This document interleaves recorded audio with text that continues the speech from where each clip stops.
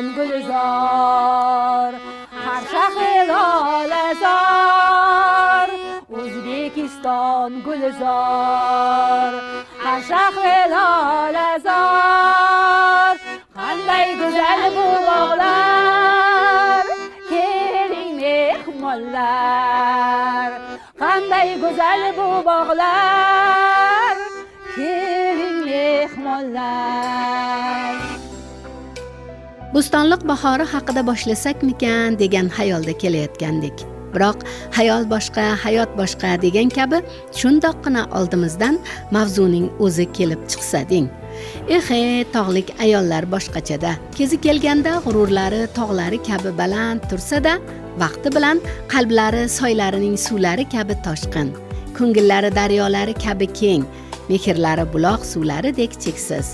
Bu ta'rifu tavsifni yana uzoq davom ettirish mumkin-ku, biroq oldindan maqtov bilan boshlab, hali bu yog'i nima bo'larkin, bilmaymiz. O'zingning ariston, bo'yinda tariston, jaynagan guldek qo'rbim sen, jag'ada turdim sen. Jaynagan guldek qo'rbim sen, jag'ada turdim sen. Turgan joying ham senga ijod qilishga yordam beradi-da. Men tabiat, daraxtlar gullaganda chiroy ustiga chiroy qo'sadi-da. Men aytaman, bugungi zamonaviy o'qituvchi har taraflama ijodkor bo'lish kerak. O'quvchilarga o'rnak bo'lish kerak-da. Sizga qarab o'quvchi o'rnak oladi-da. Men shu o'qituvchi men qilganda sizlar nimaga qilmaysizlar? Men o'quvchilarimga aytaman-da, qani senda qanaqa qobiliyat bor? Birga qo'shiq aytaman, tayyorlayman, raqsga tayyorlayman, tadbirlarda birga tayyorlaymiz. O'quvchilar bilan o'quvchi bo'lib ketaman, ichiga kirib ketaman. Esimdan chiqib qoladi o'zim o'qituvchiligimni. Lekin shundan qancha kuch-quvvat olaman-da. Qo'shiq aytib ham dars o'tgan kunlarim ham bo'lgan. Yil o'qituvchiga qatnashganda hech kimga bermaymiz sani O'zbekiston deb qo'shiqni aytib, men faxrli o'rin egallaganman. Bugungi ko'rsatuvimiz qahramoni Batpa Razova, biologiya fani o'qituvchisi. Mana 30 yildirki Bo'stonliq tumanidagi 1-umumta'lim maktabida faoliyat olib boradi. Faoliyati davomida yuzlab o'quvchilarni uchirma qilib hayot bo'stoniga kuzatdiki, buni bitirib ketgan o'quvchilari yo'qlab kelgan paytlarida eslab mamnun bo'ladi. Bitta o'quvchim keldi, tanimadim. Katta guldasta ko'tarib ketdi. Dars o'tyapman. Siz yo'naltirgan yo'nalish bo'yicha men fermer xo'jaligi boshlig'iman. Qazman katta restoranlarga o'zimning mahsulotimni yetkazaman deb rahmatni aytib ketdi. Bilasizmi, shu energiya sizga, shu kuch-quvvat sizga qancha zavq beradi. Men shogirdlarimga aytaman, mendan o'zib ketinglar, iltimos. Mendan o'zib ketsanglar, men xursand bo'laman. Nima muammo, nima ki darsimga qatnash, o'rgan deyman. O'zimda shiorda har bir darsing hayotga dars bo'lsin, savob bo'lsin deyman-da. Har bir darsni hayot bilan bog'lash kerak-da o'quvchi. Ertaga u erkin hayotga, mustaqil hayotga o'tganda u qiynalmasin. O'quvchilarni hayotda surmaslikda, hayotda muammolarni oson yechishga o'rgatish kerak, mustaqil ularni tinglash kerak, ularning fikrini berish kerak. U uchun har xil metodlardan foydalanish kerak. Men eng ko'p foydalanadigan metodim bu aqlli qo'shiq. O'quvchilarni fikrlashga o'rgatadi. Har bir o'quvchiga e'tibor berasiz. Noto'g'ri degan so'z bo'lmaydi. O'quvchi to'g'ri aytadimi, to'g'ri aytmaydimi? Barakalla, rahmat, yashang. Qabul qilasiz, oxirida o'zingiz xulosa chiqarasiz. O'quvchi izlaydi, u paytda miyasi ishlaydi, aqliy hujumda, siz to'g'ri javobni aytgandan keyin ular uni qabul qilib singdirib oladi o'ziga. Umrbod u esida saqlab qoladi. Bilasizmi, qanaqadir kimdir birdaniga savol berib qolsa, o'ylanib qolasiz. O'quvchilar ham shunaqada, birdaniga shunaqa darsni boshlashdan ham savol berasiz, o'quvchi miyasi ishlab ketadi-da ularnichi. Mana ham aytib ko'raychi deb o'zining fikrini aytadi. To'g'rimi, noto'g'rimi aytaman. Mayli, o'yinga kelgan fikringni ol. Shunga mavzuga doir fikringni ol. Xato yo'q bu yerda. Sen noto'g'ri aytding degani yo'q-da. Har bir fikrni yerimasdan taxtaga yozib chiqaman-da. Oxirida xulosa chiqaraman. Albatta, hammaga to'g'ri. Lekin asosiy o'tda matnning eng mag'zi mambuda kelib chiqadi deyman-da. Klaster metodidan ko'p foydalanaman. Metodlar ko'p, juftlikda ishlash, hamkorlikda ishlash, mantiqiy fikrlash, texnologiyalarimiz, metodlarimiz juda ham ko'p. Endi qaysi usul ko'proq o'quvchilarni qiziqtirsa, ishidan tanlab olish kerak. Suhbatdoshimizning darslarini kuzata turib, saboq berish san'atini shu darajada egallaganki, bu ishni shunchalik yaxshi ko'radiki, go'yo sinf xonasi tabiiy buloq bo'lsa. u shu buloq ichidagi ilohiy qudrat bilan yaratilgan suv ichida mazza qilib yengil suzib borayotgan baliqdek yayrab ketishini sezdik. Uni ko'rib beixtiyorsiz ham yayrab ketasiz. Chunki u shunchalik berilib ketganidan butun olamni unutadi go'yo. Go'yo uning olamida o'quvchi va o'qituvchini jamlagan shu sinf bor xolos. Go'yo bu yerdagi hayot qaynovi qay yo'sinda, qay tomonga boradi. Bu faqat unga va uning qay tarzda o'rgatishiga bog'liq ekanini his etib turgandek tasavvur uyg'otadi. Birinchi siz o'zingiz egallagan kasbga qiziqing. Barakasi bo'ladi. Ham siz ishlasangiz ham oson bo'ladi-da. Ko'pchilik aytadi-yu, hozir o'qituvchi kasb qiyin, bolalar bilan ishlash qiyin deydi. Yo'q, unaqa emas. Aslida agar siz o'z kasbingizga qiziqsangiz, bolalar sizga kuch-quvvat beradi-da. Faningni yaxshi bilish kerak, kasbingni sevish kerak. Shunda sen hayotda uchragan qanaqa muammo bo'lsa, qayerga qiyinchilik osongina yengib o'tasan. Maktabimizdagi biologiya fani o'qituvchisi Razva Bakpa Fazilovna. Ustoz degan so'zni katta harflar bilan yozib ta'riflasak bo'ladigan ustoz. Mahorat maktabi, tayanch maktabi, shu dasturlarning hammasida bizning Bakpa ustozimiz tumanda trener ustoz bo'lib va biologiya fanidan ham trener ustoz sifatida tanilgan ustozlarning biri. Bakpa ustozining shogirdlari tumanda, viloyatda, respublikada ham birinchi o'rinlar olgan olimpiadalar bo'yicha. Masalan, bu yil bizning maktabimizdagi OTMga kirish foizini 71% desak, shuning 28% Batma ustozning shogirdlari. Ular tibbiyot bo'limiga, biologiya sohasiga o'qishga kirgan o'quvchilarimiz bo'lib tanilib keladi. O'zimda Alloh tomonidan berilgan bir Allohga shukr deyman, shunaqa o'quvchilar bilan ishlasam, kimgadir o'zim bilimimni bersam, menda kuch-quvvat yana ko'payadi. Albatta boshida bo'ldi, o'quvchilar bilan tezda topishib ketish. Kelganda men yuqori sinfga o'tganman-da. Endi bilasiz, 10-11-sinflar boshqacha qabul qiladi. Shuning uchun birinchi qanaqa darajada men ular bilan muomala qilishim kerak. Men bildim, shu 5-sinf bilan 8-sinfgacha ular rivojlanayotgan, shakllanayotgan shaxs. Shu munosabatda ularga e'tibor qilish kerak ekan. 9-sinf, 11-sinflarni do'stona munosabatda o'tish kerak ekan. Ko'p aytadi-yu, mana o'quvchilar tinglamaydi. O'quvchi tinglamaydi emas, o'quvchi e'tibordan qolgan o'quvchida. Darsda ham shunaqa bo'ladi. Agar siz 5-6 o'quvchi bilan ishlab, orqada 5-6 tasi qolib ketsa, ular meni tinglamadi, men eshitmay eshitmayapti deb bir-biriga qog'oz laqitadi, ruchkasini beradi, e'tibor bermayapti. Mana shu aslida qiyin bola ham bo'lmaydi. O'zlashtirmagan o'quvchi ham bo'lmaydi. Faqat siz unga e'tibor qaratishingiz kerak-da. Kasbini yaxshi ko'radigan odamning ishlari yurishgandan yurishaveradi. Yangiliklar topib, faollik ko'rsatib, tilga tushadi. Omadi chopganidan charchoq nimaligini ham sezmaydi. Go'yo kun chiqsa ham, oy tug'sa ham unga boqayotgandek, moddiy ta'minoti ham yaxshilanib boraveradi. Aslida o'zi uchun, o'zi yoqtirgan ishi bo'lgani uchun jon kuydiradi-yu, bu yoqda mehnatning tagi rohat degan kabi rag'batlar, mukofotlar ham yog'ilib kelaveradi. Nima yangilik bo'lsa shunga intilaman-da. Sabab bilasizmi nimaga? Siz yangilikdan qolib ketsangiz, orqada qolib ketasiz-da. Agar shu qanaqadir musobaqa bo'lsa, sport sohasida bo'lsin, qo'shiq, san'at sohasida bo'lsin, fan yo'nalishi bo'lsin, shunga kirsangiz borib, o'zingizda ishlaysiz-da. Sizni undab turadi. U sizga yana kuch-quvvat berib turadi-da. Shundan hozir shogirdlarim juda ham ko'p. Orqaga qarasam, shogirdlarim bilan g'ururlanaman. Hayotim davomida ham, ish faoliyatimda ham katta yordam berganlar. Opamni men xarakterlariga, bundan tashqari juda ham mas'uliyatli, juda ham tirishqoq. Nima ishi boshlasa, shuni oxiriga yetmaguncha qo'ymaydi. Men shu fazilatlarga juda ham havas qilaman. Oiladagi farzandlariga tarbiyasi, oiladagi turmush o'rtog'iga hurmati, jamiyatdagi insonlarga bo'lgan hurmati, kattalarga hurmat, kichiklarga izzatini ko'rib, men shunaqangi havas qilaman. Allohdan niyat qilaman, men shu Batpopimga o'xshagan ayol bo'lib, Batpopimga o'xshagan kadr bo'lib, Batpopimga o'xshagan yutuqlarga, hurmatga erishishga tilayman-da. Juda ham ixlos qilaman. O'zini qiziga yo'l yo'riq o'rgatayotgandek qilib bizga yordam beradi. Bundan keyin ham harakat qilaman shu Batpopimni o'rganishga. Umuman darsga, fanga, ilmga qiziqmaydiganlar bo'lsa, nima qilasiz? Shunaqalar bo'lganmi? Bo'lgan. unaqa, men unaqadachi shunga qarab taqdimot metodini qilardimda. Bu qanaqa metod? Bu-chi siz kitobdagi narsani rasmni chizasiz, kitobdagi bor ma'lumotni qog'ozga tushirasiz-da, taxtaga ilinadi. O'quvchining bajargan ishini, sizga ma'lumotni taxtaga qo'yamanda, o'quvchi o'qib aytib beradi. Men uni rag'batlantirib qo'yaman, o'quvchi xursand bo'lib keladi. Keyingi darsda ustoz men tayyorlanib keldim, men buni sizib keldim, men buni yozib keldim degan intilish ko'proq bo'ladi-da. Agar ruchkasi yo'q bo'lsa, men sen ruchka nimaga olib kelmading, nimaga qolib ketdi, darsiga nima qolib ketdi demaymanda, keyingida albatta olib kelasan deb. Ruchkasi yo'q bo'lsa, ruchka beraman, daftari qolib ketsa, qog'oz beramanda, keyingida albatta o'quvchi borib olib keladi. Yana bir she'rim bor, har bir dars ijod deymanda. Har bir darsga ijodiy yondash kerak. Har kungi darsim har xil bo'ladi. Ko'radi, ko'zidan ko'rib turasiz. Endi bu 30 yillik tajribam bo'lsa kerak deb o'ylayman.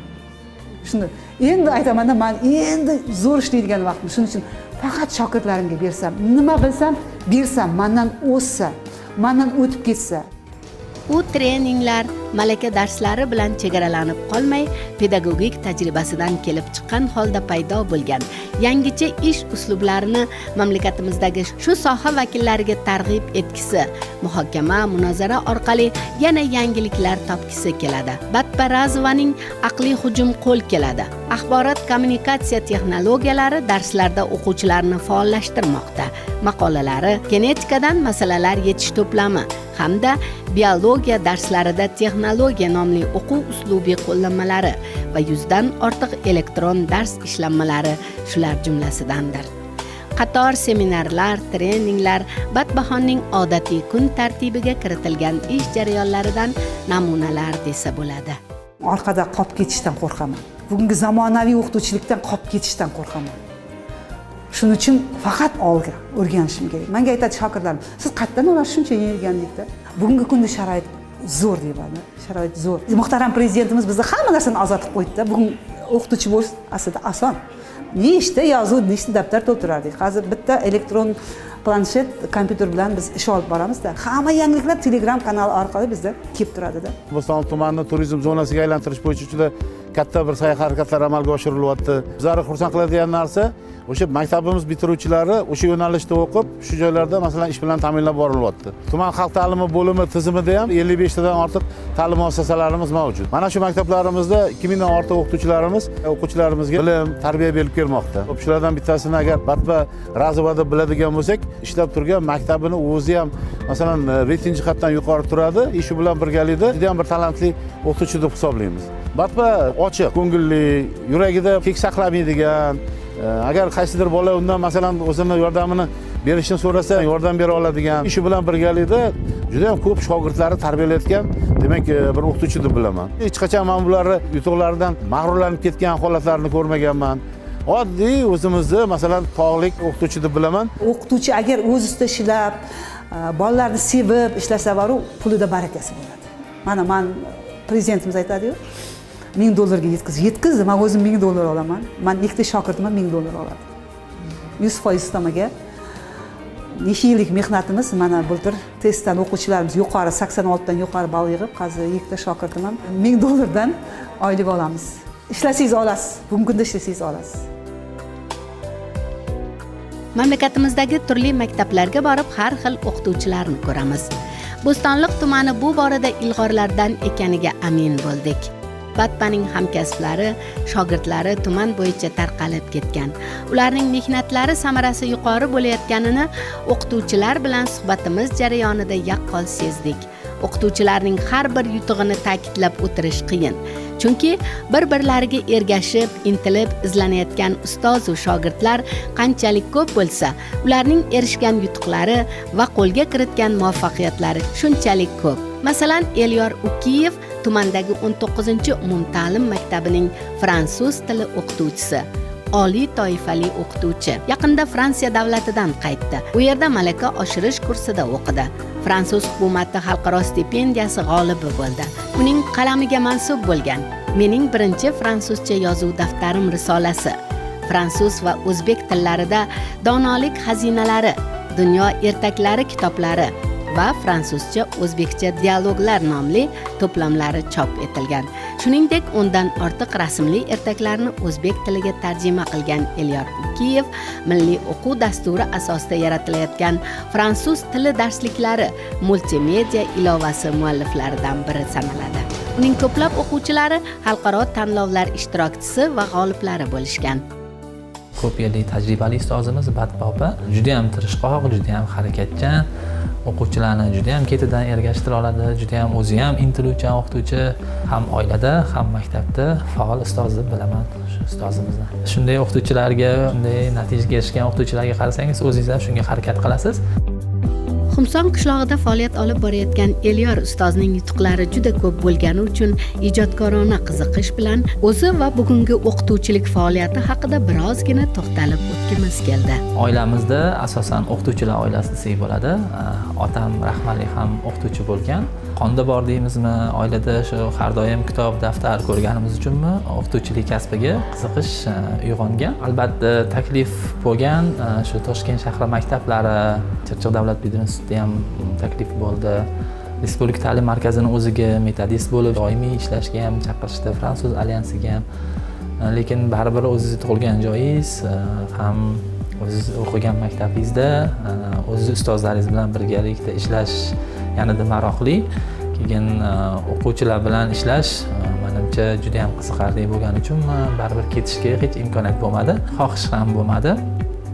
Keyin aytish mumkin, harakat qilsa, intilsa, chetga joymi yoki qishloqmi, albatta natijaga erishish mumkin ekan. Mana hozirgi kungacha o'quvchilarimiz bilan qilayotgan ishlarimizdan ko'rish mumkin bular natijasini. Darsda olingan o'zimning kamchiliklarimni ham va o'quvchilar bilan bo'lgan birga olingan tajribalarni ham imkon qadar darslikda yozishga harakat qilaman. Masalan, qaysidir mashqimiz qiyin bo'lsa, shuni qanday qilib tushuntirish kerak, qanaqa qilib uni yengilroq berish yo'llarini o'ylab o'quvchilarga imkon qadar oson bo'lish uchun shu darslikdagi shunaqa mashqlarni tuzib chiqamiz. Keyin bundan tashqari hozir tarjimon loyihasini yo'lga qo'ydik. Bu loyihamiz bo'yicha xalqaro frankofoniyani, ya'ni fransuz tilida gaplashuvchi, fransuz tili o'qitilgan mamlakatlar o'rtasida o'tkazilgan tanlovlar qatorida xalqaro miqyosli tanlovimiz qo'yildi. Hozirda bu bo'yicha bizlar maktabimizda 30 dan oshiq fransuz ertak hikoyalari o'quvchilar tomonidan tarjima qilindi. Hozirgi kunda bu kitoblarni endi 5 ta tilda nashr qilishni yo'lga qo'ydik. Qahramonimizga ergashib ustozlik nomini oqlab kelayotgan shogirdlaridan yana biri Ulug'bek Mirzahmedov. Tumandagi 2-ixtisoslashtirilgan davlat umumta'lim maktabining musiqa madaniyati fani o'qituvchisi. U Respublika yosh olimlar kengashi a'zosi, yilning eng yaxshi fan o'qituvchisi 2019 ko'rik tanlovining respublika bosqichi g'olibi, yil pedagogi 2021-yil xalqaro tanlovi g'olibi, yosh olim 2021-yil xalqaro tanlovining birinchi o'rin, oltin medal sovrindori. 2022-yilda o'tkazilgan fan to'garaklari festivali ko'rik tanlovining respublika bosqichida birinchi o'rinni egallagan. Mustaqil davlatlar hamdo'stligi miqyosida o'tkazilgan ilm-fan sohasidagi xizmatlari uchun esdalik nishoni sohibi, 50 dan ortiq bolalar she'rlariga kuy bastalagan bastakor. U shu kungacha faoliyati davomida 7 ta o'quv uslubiy qo'llanma, 15 ta elektron dars ishlanmalari, 15 ta media dars, 5 ta media yaratgan. Respublika va xalqaro nashrlarda 60 ga yaqin soha rivojiga oid ilmiy maqolalari nashr etilgan. Shu bilan birga u 2022-yilda Respublika ta'lim markazida chop etilishi rejalashtirilgan 3-sinf musiqa darsligining o'qituvchilar uchun mo'ljallangan metodikasini yaratdi. Maktabgacha ta'lim muassasasida musiqa tarbiyachisi vazifasidan ish boshlagan Ulug'bek bugungi kunda ham san'at, ham ta'lim tarbiya yo'nalishlarini baravar olib borayotgan ustozlardan sanaladi. Albatta, ustoz sifatida Bo'stonliq tumanimizda nomdor ustozlarimizdan bittasi tan olish kerak. Ko'rsatgan natijalari o'quvchilar bilan fan olimpiadalarida, masalan, bir tanlovlarida o'zini kasbiga bo'lgan ishonchi, o'ziga bo'lgan harakati o'ziga yarashadi. Fikrlash, zamonaviy qarashlar, albatta bevosita ustozni barchamiz hurmat qilamiz, qo'llab-quvvatlaymiz. Qarang, biz shogirdlari bilan biroz suhbatlashgunimizcha Batbaxonni yo'qotib qo'ya yozdik. Keyin bilsak, uning sport mashg'ulotlari boshlanadigan vaqt bo'lib qolgani uchun zalga kirib ketgan ekan. Biz ham shu tomonga yurdik. Maktabda voleybol guruhida o'ynardim. Shu maktabga ishga kelgandan keyin ham davom ettirdim. Hozir bizda maktabimizda voleybol guruhi bo'yicha qizlar komandasi bor. O'zim sardoriman. Men sportga qiziqishim to'g'ridan to'g'ri o'zi fanim bilan bog'liq. o'quvchilarga sog'lom bo'lish uchun sport bilan shug'ullan deb ko'p marta aytaman. 1000 marta aytgandan ko'ra men o'zim ularga o'rnak bo'lsam, ular men izimdan ketadi. Shuning uchun men kunimiz bor, dars jadvali bor. Darsdan keyin biz o'z komandamiz bilan har doim shu sport yo'nalishini, voleybol yo'nalishi, basketbol yo'nalishi, tennis yo'nalishi bo'yicha sport bilan muntazam shug'ullanib boramiz. Maktabimizda o'quvchilar orasida bizda tumanimizda voleybol, basketbol yo'nalishi bo'yicha har doim necha yildan beri o'quvchilarimiz birinchilikni olib keladi. Yutuqlarimiz juda ham ko'p. Mana bu tur ikkita o'quvchimiz Ismat To'legin, Ansar degan yigitlarimiz respublika bosqichida qatnashib, vazirlikning sertifikatini yutib oldida, ular jismoniy tarbiya institutiga o'qishga tushdi. Bu yilgi bitiruvchilarimiz orasida ham yana ikkita o'quvchimiz bor. Respublika terma komandasida o'ynayapti. Ustozimiz o'z ustilarida tinmay mehnat qilib, yosh avlodga ta'lim tarbiya berib kelmoqda. Fan olimpiadalarida tuman, viloyat, hattoki respublika bosqichlarigacha borib, faxrli o'rinlarni egallab kelmoqdalar. Biz ularning har bir tajribasini o'z tajribamizda qo'llab, o'rganib kelmoqdamiz. Ustozimiz juda ham mehnatsevar, mehribon va xushchaqchaq insonlar. Birinchi darsga kirganda sinfning kayfiyatini o'rganaman. Bir xil sinfga kirsangiz, hammasi nima berar ekan o'quvchilar, nima o'rganar ekanmiz degan tayyorgarlikda o'tiradi-da. Bir sinfga kirsangiz, qanaqadir xayoli boshqa tarafda o'tiradi-da. Shu paytda 3-4 minut men ularni hayotga qiziqish bo'yicha, hayotni sevish, yashash bo'yicha o'zimning fikrlarimni bildiraman.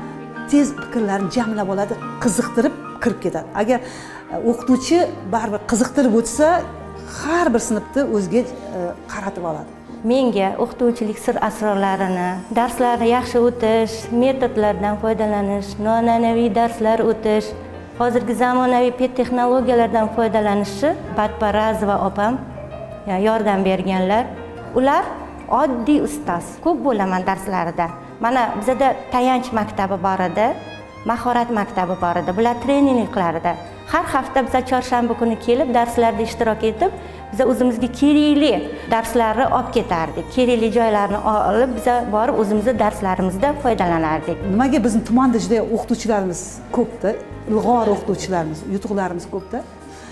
Men eng birinchi xalq ta'limi boshlig'i Nafos Satvoldovich Qurbonovga rahmat bildirmoqchi edim. Bizda xalq ta'limida erkinlikda, erkin fikringizni ayta olasiz. Erkin borib, men shuni o'tkazmoqchiman desangiz-chi, o'zingiz g'oyangiz bilan, fikringiz bilan chiqsangiz, ular qo'llab-quvvatlaydi-da. Xalq ta'limi bilan maktab orasida uyg'unlik kuchli-da bizda. Agar men seminar o'tkazaman, shunaqa menga shogirdlarni yig'ib beringlar desang, birpasda ular shunga qo'llab-quvvatlaydi. Ayol hammasiga ulguradi. Xohish va harakat bo'lsa bas. Batpada esa bu borada muammo yo'q. Darsdan chiqib uyiga kelishi bilan osh-ovqatga unnab ketadi. Bugun nima ovqat qilsak ekan degan so'zni yomon ko'radi. Oshxonaga kirdimi, bu yerda ham ijodkorona yondashish istagi tug'iladi. Allanimalarni o'ylab topib, dasturxonga qo'yish payida bo'ladi. Bu yog'ini so'rasangiz, tomorqadagi nihollarini ham o'zi kesib, o'zi parvarishlashini-ku aytmasak bo'lmasa. Har yili shu mevalarimiz o'zimizdan chiqadi. Bo'sh vaqtimda shu bog'da ishlab yaxshi dam olaman. Kesgan joyimizda uyg'ondi-yu daraxtlar. Suv chiqib ketmasligi uchun oddiy bo'yoq bilan bo'yab qo'yganmiz. Har kuni ertalab kirib, bir aynalib ko'rib chiqaman. Gullayotganini kuzataman, ularni meva tugayotganini kuzataman. Nafaqat insonga, nafaqat o'quvchiga ham, daraxtlarga ham, agar gullarimizga ham mehr bersangiz, u ham sezadi-da, mehrni sezadi. Har kuni bular bilan gaplashaman. Farzand tarbiyasiga o'xshaydi, bularga ham mehr berib, qarasangiz, parvarish qilsangiz, bular ham to'g'ri o'sadi-da. Xullas, Batbaxonning o'ziga xosliklari ko'p. Masalan, u ikki egizakning biri. Fatima Husan, qozoq tilida Fatma, Batpa deyiladi, deydi kulib. Ko'pchilik ismimni eshitib o'ylab qoladi. Mahallamizda esa meni yaxshi bilishadi. Mahallada xizmat beminnat loyihasi bo'yicha ishga olib borganman-da. 2 yilday uyushmagan aholi orasidagi bolalar bilan tarbiyaviy darslar o'tganman. Har xil o'yinlar uyushtirardik. Kitoblar o'qib bir-birimizga aytib berardik bolalar bilan. Shundan mahallada yaxshi taniydi, yaxshi hurmat qiladi. Shogirdlari haqida to'lqinlanib gapirgan o'qituvchidan endi o'z ustozi haqida gapirib berishini so'ragandik, u shunday dedi. Men ustozim bu qaynonam o'rtog'i deymiz. Qaynonam qaynotam o'tib ketgandan keyin men o'qiganimda hadisda endi kimni hurmat qilish kerak deganda qaynota qaynona ota onaning ko'zi ko'rgan odam bilan shularni hurmat qilish kerak deganda shularga yaxshilik qilish kerak deganda turmush o'rtog'imga aytdim, keling shu o'rtoqlarini yaqin tutib har bayramlarda ularga borib ko'rishib ularni tabriklab birga o'tirib birga suhbatlar yurgizib oldingi o'tgan davrlarni esga olamiz, bir birimizdan xabar olib turamiz. Suhbatdoshimizning 3 nafar farzandi va 3 nabirasi bo'lib, qizlarini uzatgan. O'g'li ham ayni vaqtda oliy o'quv yurtida tahsil oladi. Batpaning uyi juda xushmanzara yerda joylashgan. Bu yerdan tog'lar, bog'lar, go'zal qishloqlar ko'rinib turadi. Osmon ham juda yaqin ko'rinadi. Atrofda esa aytgancha, birga kelgan hamkasblari do'st bo'lsang yonimda tur degandek hali ham Batpani qo'llab-quvvatlab o'tirishibdi. Haqiqatan ham jamoada ahillik va birlik borligiga yana bir bor amin bo'ldik. Qolaversa Batpaning o'zi ham juda yaxshi ayol ekan. Hammaga yaxshilik istaydi. Yaxshilik ulashish payda bo'ladi.